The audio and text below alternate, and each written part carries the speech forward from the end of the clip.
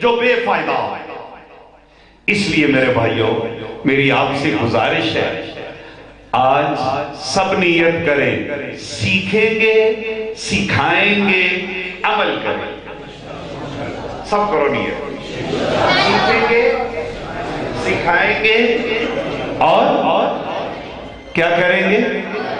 عمل کریں گے۔ یہ جو علم ہے اس پر عمل کرنے کے بہت سے پہلو ہیں، ان میں سے ایک پہلو یہ ہے کہ میں اور آپ اخلاق سیکھیں۔ کیا سیکھیں؟ اخلاق سیکھیں، میں اور آپ آداب سیکھیں۔ حضور علیہ السلام نے فرمایا الدین کلہ ادب، دین سارے کا سارا ادب ہے۔ لا دین لہ لمن لا ادب لہ، جس شخص میں ادب نہیں اس کا کوئی دین نہیں۔ لا دین لہ لمن لا ادب لہ، جس شخص میں ادب نہیں اس کا کوئی دین نہیں۔ یاد رکھنا، دیکھو آپ میں سے بہت سے لوگوں نے مسجد نبوی دیکھی ہوگی، دیکھی ہے؟ اس میں ریاض الجنہ کو دیکھا ہے؟ ریاض الجنہ کے اندر ایک محراب ہے، اس کے اوپر لکھا ہے محراب النبی۔ یہ جگہ کسی نے دیکھی ہے؟ ریاض الجنہ میں ایک مقام ہے، اس کے اوپر کیا لکھا ہوا ہے؟ محراب النبی۔ یہ وہ جگہ ہے جہاں میرے حضور کھڑے ہو کے اپنے اصحاب کو فرض نماز پڑھایا کرتے تھے۔ کیا کرتے تھے؟ اور دیکھو جہاں آدمی نماز پڑھتا ہے یا پڑھاتا ہے، ایک جگہ اس کے پاؤں لگتے ہیں اور ایک جگہ اس کی، ایسا ہوتا ہے نا؟ تو ظاہر ہے وہاں حضور علیہ السلام فرض نماز پڑھاتے تھے، ایک جگہ آپ کے پاؤں مبارک لگتے تھے اور ایک جگہ آپ کی پیشانی لگتی تھی۔ ایسے ہے نا؟ اچھا، یہ جو عمر بن عبدالعزیز ہے، عمر بن عبدالعزیز، انہوں نے اس جگہ محراب بنا کیا کر دیا؟ محراب کا کیا فائدہ ہے؟ اب آپ اگر اللہ آپ کو وہاں لے جائے اور وہاں آپ 2 رکعت نماز کیا پڑھیں؟ نفل پڑھیں، جب آپ نفل پڑھتے ہوئے سجدے میں جائیں گے، کہاں جائیں گے؟ تو جہاں آپ کی پیشانی لگے گی نا، یہ بالکل وہی جگہ ہوگی جہاں میرے آقا کے 1500 سال پہلے پاؤں لگا کرتے۔ یہ عمر بن عبدالعزیز نے ادب کے لیے بنایا، کہیں ایسا نہ ہو کہ کوئی شخص یہاں آ کے نفل پڑھے اور اس کے پاؤں وہاں چلے جائیں جہاں میرے حضور کی پیشانی لگتی ہے۔ اس کو عاشقوں کے لیے بنایا تاکہ عاشق وہاں جا کے جب نفل پڑھے، نفل پڑھتے ہوئے جہاں ان کی پیشانی لگے یہ وہی جگہ ہو جہاں میرے آقا کے پاؤں لگا کرتے۔ اس لیے میرے بھائیوں سب نیت کرو، ادب سیکھو، ادب سیکھو، ادب سیکھو۔ دیکھو آج کے بڑے لوگ ایک گلہ کرتے ہیں کہ نئی نسل بے ادب ہو گئی، کرتے ہیں کہ نہیں کرتے؟ کرتے ہیں نا؟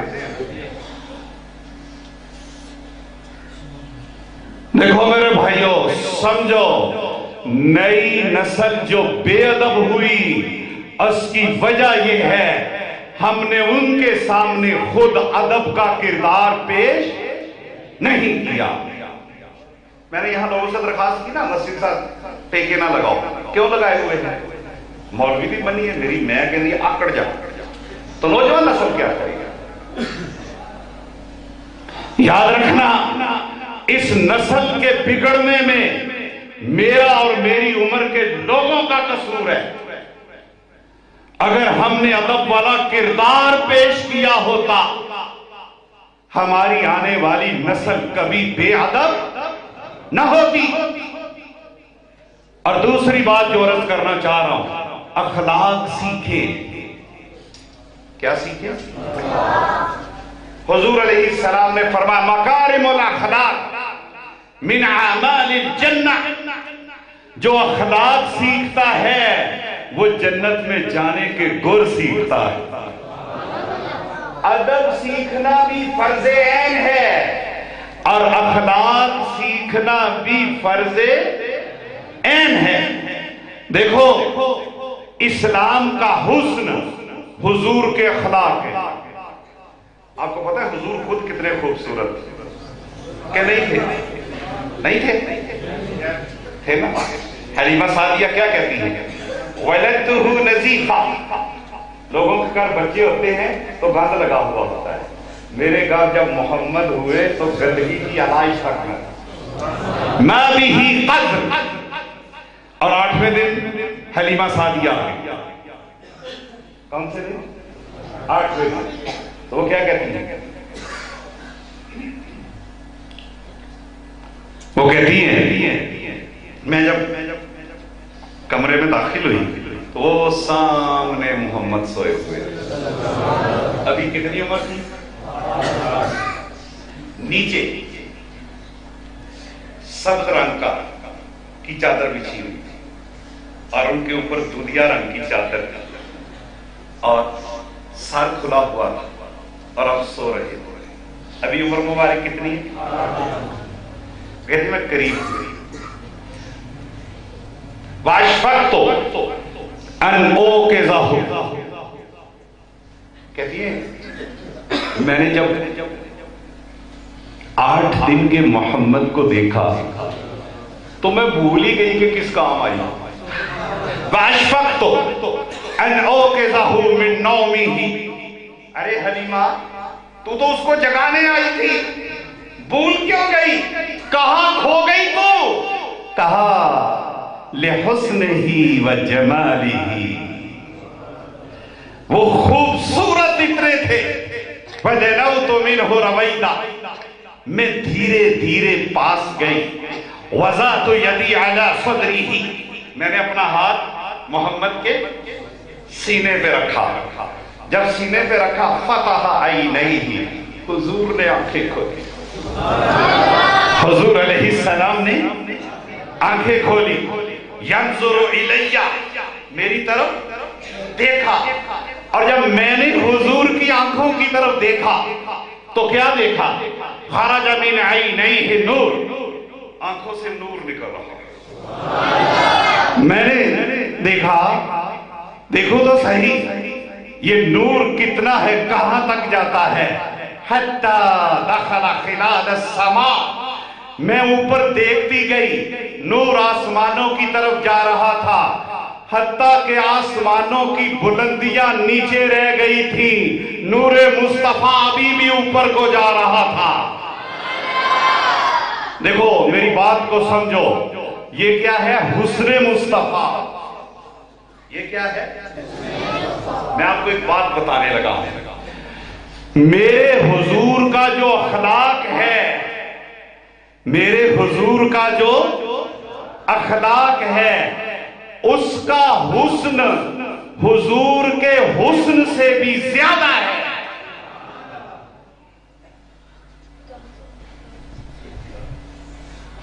اس کا حسن مصطفیٰ سے بھی زیادہ ہے۔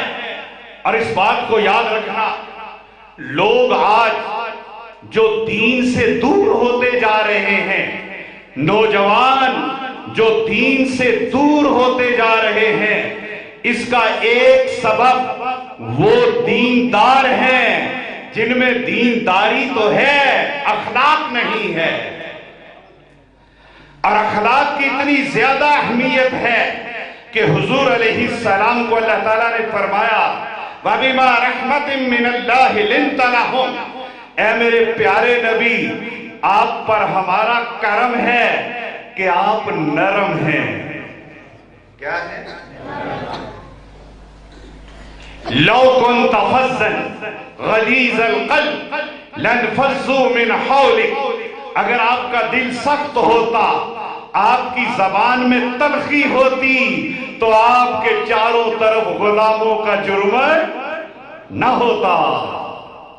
اس لیے میرے بھائیوں، آج اس کی ضرورت ہے کہ میں اور آپ اپنے اخلاق کو ٹھیک کریں، ادب کو سیکھیں۔ حضور علیہ السلام کی مکی زندگی کا واقعہ ہے کہ دور گاؤں کا ایک شخص عمر بن مرہ حضور کے پاس آئے، اسلام قبول کیا، عرض کیا یا رسول اللہ میں اپنی قوم کی طرف واپس جا رہا ہوں، مجھے کوئی غربت آئے میں قوم کو تبلیغ کروں اور قوم کلمہ پڑھ لے۔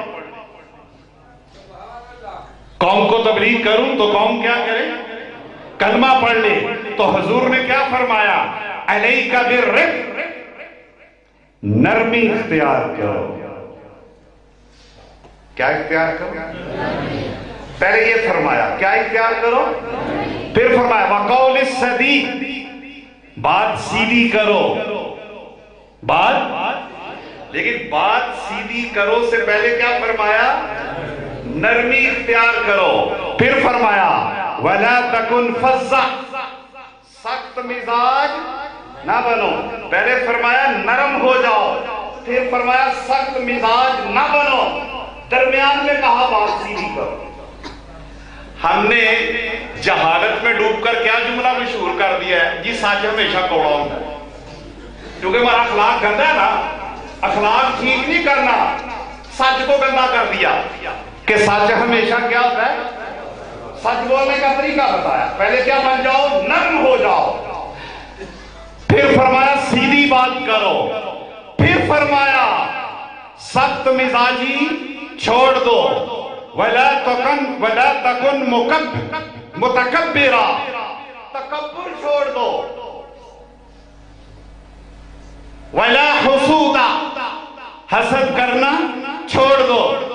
عمر بن مرہ رضی اللہ تعالیٰ عنہ فرماتے ہیں میں نے رسول پاک ان باتوں کو پلے باندھا، واپس اپنی بستی میں گیا، بالکل ان باتوں کے مطابق میں نے بستی کو تبلیغ کی، ساری بستی نے کلمہ پڑھ لیا۔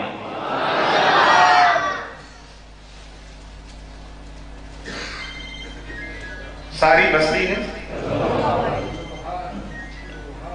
ایک حضور علیہ السلام کے صحابی ہیں، وہ فرماتے ہیں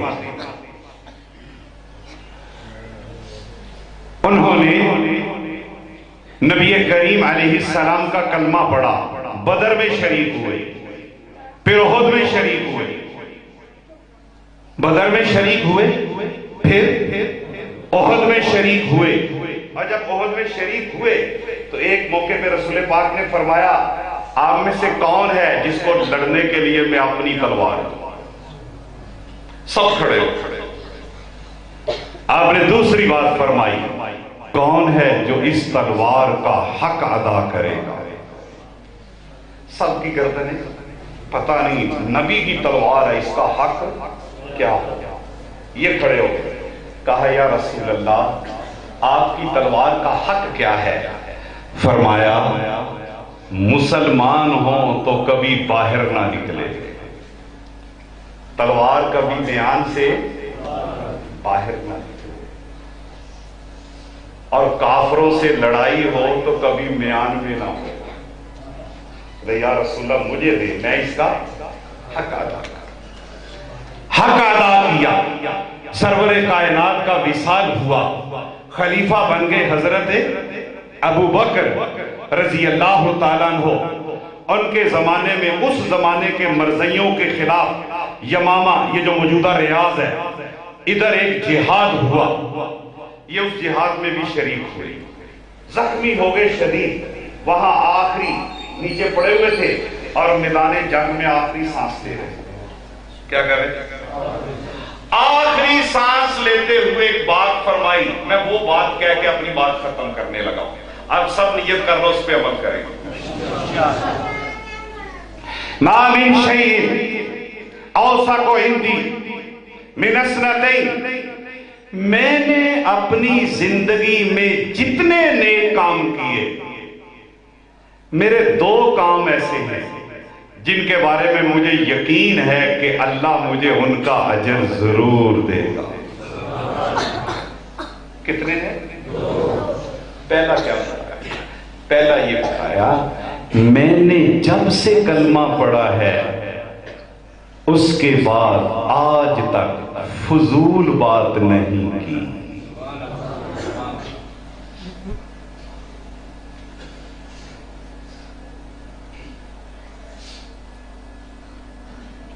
ما كنت اتكلم فيما لا يعنيني. میں نے جب سے کلمہ پڑھا آج تک کبھی فضول بات. کون کون نیت کرتا ہے اس پہ عمل کرنے؟ ہاتھ کھڑا کرو. کرو گے؟ دوسری بات کیا فرمایا؟